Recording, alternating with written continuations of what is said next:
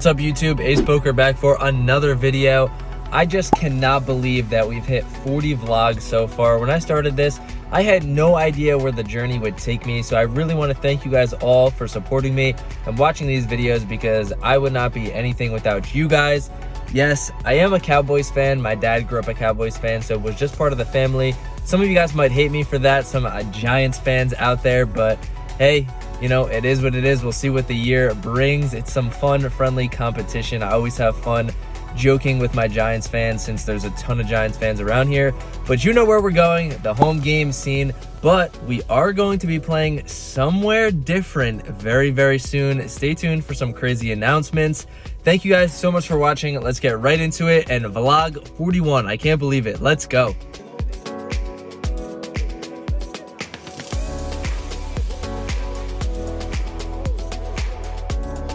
That is right, you guys see that right. I'm making my return to the Borgata. If you guys don't know, I've had some issues with them, but listen, I'll be mixing it up, playing some hands like these at the Borgata tomorrow. Come down, play with me. Maybe you guys are seeing this today. Who knows? I know it's a rough day on Thursday, but come down, say what's up. I am friendly, believe it or not. Hopefully you guys come up to me, say what's up. I want to meet all of you guys. I'll see you there tomorrow, and let's get into today's episode. Alright, we have an interesting hand to start the day off as we look down at pocket 10s and we open it up to $20 under the gun +1. And what a better way to start the session off than getting 3-bet right away. The player to my left puts it in, but very small, to $60. A standard 3-bet that you guys always see me put out there is 80, 85, 90, could even go to 100, but he only just 3x's it to $60. So when it gets back to me, I don't think that there's anything for me to do here besides just flicking the call. Don't want to overplay a hand right away. He has about the same stack that I do. I bought in for $700. I know, a weird amount, but let's see a flop here. The flop comes pretty good, could be worse, could be better. Jack 7-7, so I mean, you know, pocket 10s are pretty good on this board, but I'm going to continue to play and flow and check. So I check it over to my opponent and he bets. He takes out 2 blues and 5 reds, which equates to $75, and like I said, pre-flop, same thing goes here. Don't want to overplay my hand and raise. Just going to put out the call there, keep his bluffs in. If he's got ace king, ace queen, could still be ahead of pocket 9s, pocket 8s. Pocket 7s would be pretty rough here, but let's see what the turn brings. The turn now comes another jack, so makes it less likely that he's got one. Don't think he's got very many jacks that he's 3-betting, just like I don't think he's got very many 7s. So I check, and now my opponent checks back, so it looks like he might have ace king, ace queen, one of those hands. The river comes an absolute brick, and you see me grab a stack of blues here. I go to put my opponent all in. For a couple reasons here. For one, let's say he does have one of those strong hands that he's 3-betting, such as aces, kings, queens. This looks extremely strong, and I actually thought I was putting him all in, but I didn't. So the bet stands at 250. He had around 350. I misread his stack when I looked over at it. So I actually think that works to my advantage here, because if I was bluffing, wouldn't I go all in?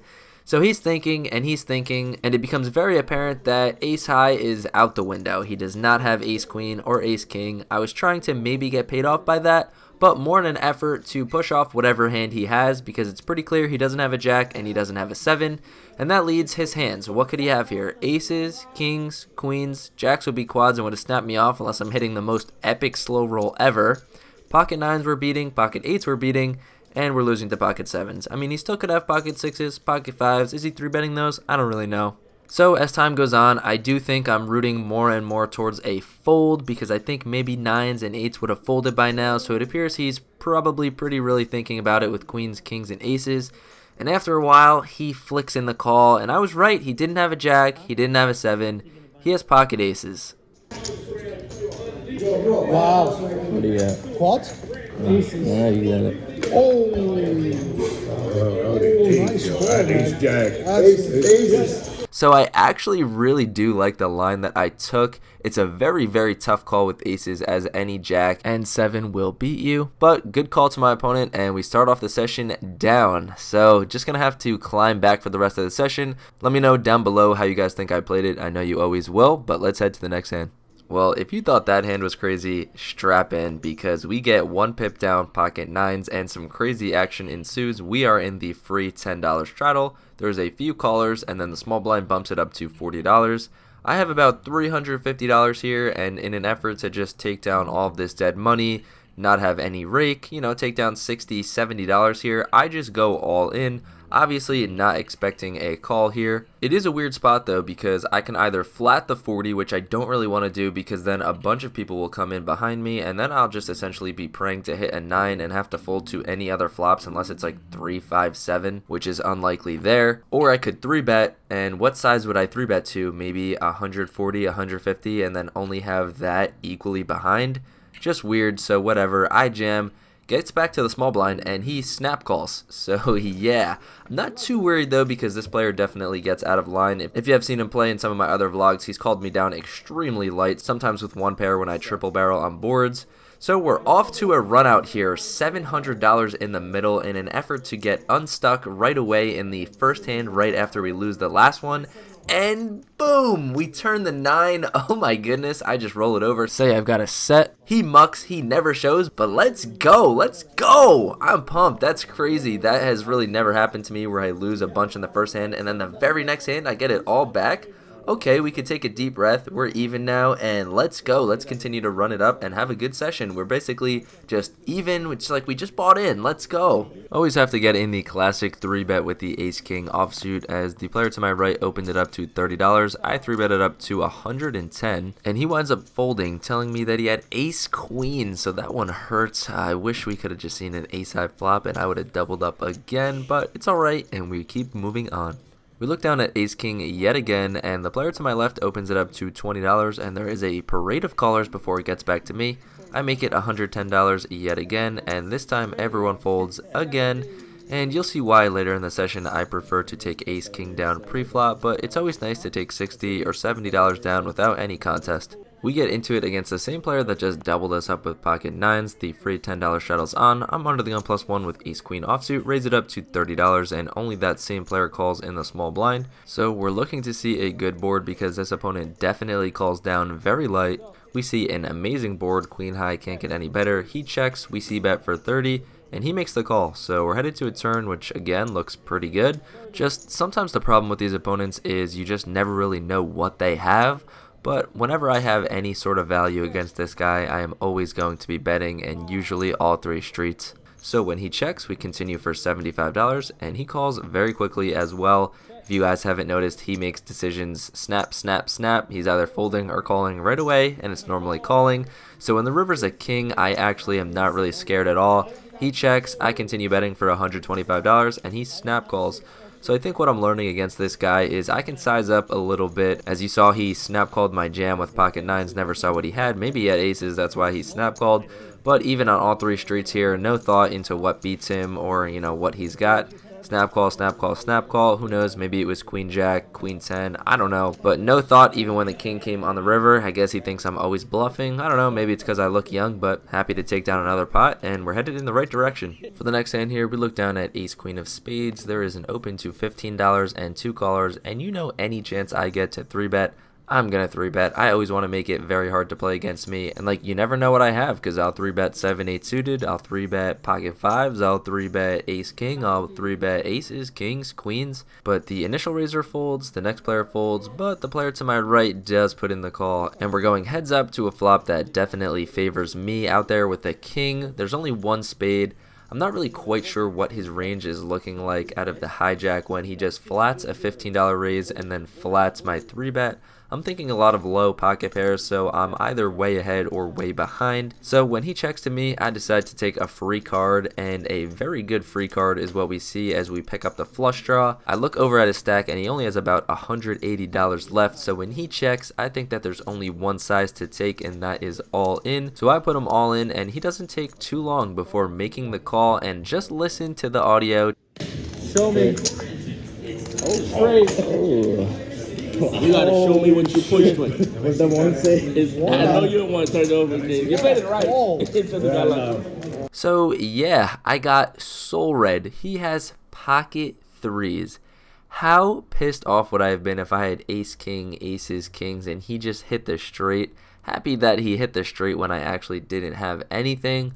But like I said, low pocket pair. I did have 2 overs and the flush draw, so I had a ton of equity headed to the river. And you know what? GG's to my opponent. I was talking to him all night. He said that he watched the vlogs. And like I said, I'm a friendly guy. I like to talk. And if my money's going to go anywhere, I would love it to go to someone that watches the vlogs. Hopefully I can do that tomorrow if I play some of you guys at the Borgata. But, you know, can't win every hand, and this one's going to be an L. Happy with the line I took, and he just soul-read me, I guess. For the next hand here, we look down at 8-6 of diamonds in the big blind. There's a $10 straddle on, so when there's a couple limpers back to me, I decide to complete for $5 more, and boom, we flop 2 pair on a flush draw board. What could get better than this? I'll tell you what could get better than this. The same player from the last hand just leads out for $50, overbets the pot. Time for some revenge. We decide to raise this one up right now to $125. Gets back to him, he thinks, and folds and shows an ace. So what the is he is he seeing my cards? What is going on? The same player soul read me with pocket threes and then folds top pair to my raise here. Oh my goodness, does he know that I raise flush draws too? Come on, man. But whatever, GG's, good fold, and we're on to the next hand. Alright, in this hand, things get very interesting, and this is for you guys that think that I don't play very loose, I don't play a wide range, and I don't get in the mix a lot. I just haven't had very many chances to go after it like this, so I'm actually under the gun +1 in the free $10 straddle, gets around to the button who makes it $30. A couple callers I decide to complete, so we're going to a flop in which we flop amazing. We flop the second nut flush draw and a gutter to a straight. What better board could I ask for? Checks around to the button who decides to continue for $75. I look back and it looks like he has about $400 left, so just like earlier when I went all in with pocket nines, it was a weird spot to raise because the raise size didn't make any sense. The same thing here, I don't really want to call and then get it in on the turn with just one heart to go. I want to raise and either get him off a hand or get it all in now because I think I'm going to be ahead of maybe all of his hands besides maybe a set. But I'm thinking even if he has aces, kings, queens, I've got to be up there in equity. So I decide to just push him all in and he thinks about it for a very, very, very long time. And once he didn't snap fold, I knew it was very apparent he had one of those hands. Maybe he's even debating a call with pocket tens, but this jam just looks very strong here because what am I representing? In the big blind, I can have 2 pair, a flopped set, a flopped straight. I could have a flush draw and a straight draw like I have. I could have already flopped a straight with a flush draw. Who knows what I could have? So he thinks about it for a really long time and flicks in the call, so we're going to need some help. The 4 does nothing on the turn, but bink, we hit the ace of hearts on the river. The nut flush, we show it right away, and my opponent mucks. We never get to see what he had. I didn't ask him. But oh my goodness, is this ace poker hitting a flush draw? Oh my goodness, hitting a draw? Damn, this feels really good to drag in all these chips. Let me know what you guys would have done down below, and let me know how you guys think I played it, and we're on to the next. Now it's splash pot time. Everybody adds $25, and the house puts in $100 as well. Let's head to the audio to see what happens. What? I mean, yeah. No, you gotta still call. Clubs, baby, clubs, clubs. All right. Clubs. I got the king. I need a jack. Anybody got anything fun? I got king jack right there. I need a jack. Anybody got anything fun? I got an ace. Jack. I got an Queen. ace. Queen or jack. It's not a fun card for anybody, really. jack. I mean, it's a random stupid card. Yeah, ace is good. I got an ace. Go. Aces are good. Am I gonna make the block? Am I gonna make the... It was about time. Alright, so we take that one down with the rivered ace. Let's go. Okay, chip stack is looking kind of nice now, so let's see if we can keep running it up and keep winning. Alright, now we look down at the pocket kings, the Cowboys, looking to take down a nice pot here. We raise it up to $30 and only get one caller, the same player that we've been battling with all night that doubled us up with the pocket nines. So we're looking to see a good board here, heads up, and it is nowhere near what a good board is. This player is also in the small blind, so yeah, this should smack his range. Gonna have to proceed with caution. But like I've also said, this player calls down light, so when he checks, I see bet for $35 on the flop, and he makes the call. The turn makes things even worse. There's a one-liner to a straight, just, you know, not a good board with pocket kings. He checks, and I decide to check this one back.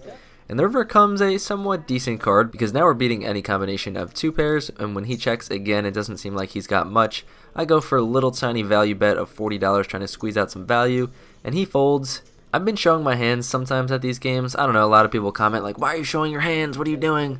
It's a fun home game. Relax. I'm no professional. I'm not trying to eke out every little dollar for value that I can. I'm just having fun. I'm just making vlogs, so chill out a little bit. Look at all those chips in the middle. I want you guys to guess there was a massive all-in on the turn here.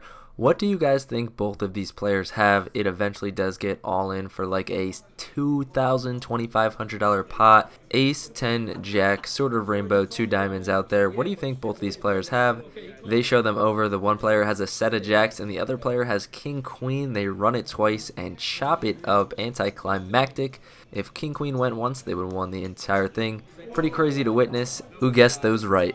Alright, for the last hand of the night, we look down at the beautiful pocket aces. Let's go. There's a $10 button shuttle on, so we're under the gun. Normally means we're first to act, but the small blind acts first. Small blind calls $10, big blind calls $10. We raise it up to $40.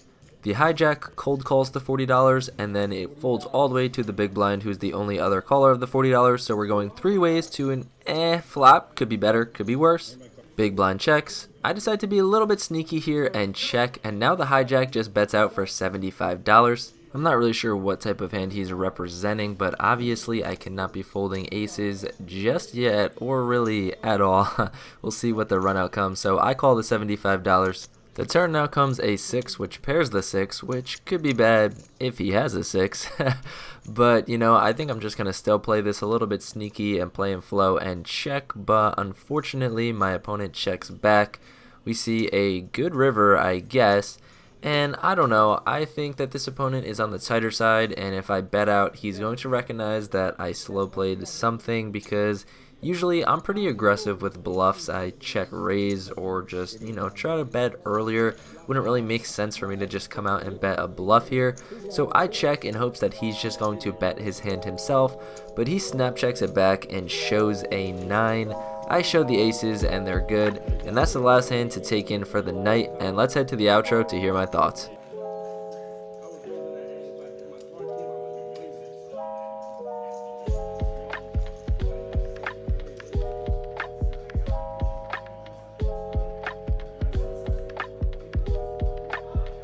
Alright guys, as you see, back in my room, forgot to record an outro. This is a couple days later. The session went good today. We won $700 in roughly 5 hours of play, so happy about that. Like I said in the intro, I'm going to be at Borgata tomorrow. Hopefully I see some of you guys there. Thank you guys for watching. Have a great day, and I'll see you tomorrow, hopefully. Let's go.